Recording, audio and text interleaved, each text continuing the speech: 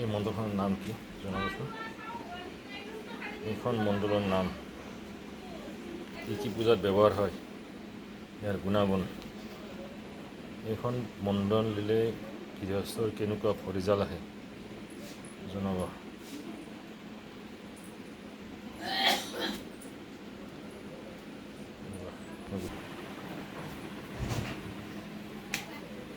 এইখন মণ্ডল ক'ত কি পূজাত ব্যৱহাৰ হয় আৰু বিশেষকৈ বিশেষ এটা গুণ আছে এই মণ্ডলখনৰ, বিশেষ এটা মাহাত্য আছে, গুণ এটা আছে। এই গুণটো কি? সঁচাকৈ এইখন মণ্ডল দিলে একদম মানে সাংঘাতিক ফল পায় বা কিবা এটা ছিগনেল পায় গৃহস্থই। গতিকে এই মণ্ডলখনৰ বিশেষত্ব গুণ কি পূজাত ব্যৱহাৰ হয়, নাম কি? উস্মাত আদৰণি জনোৱা হ'ব। গতিকে অতি সোনকালে ৰিজাল্ট দিব।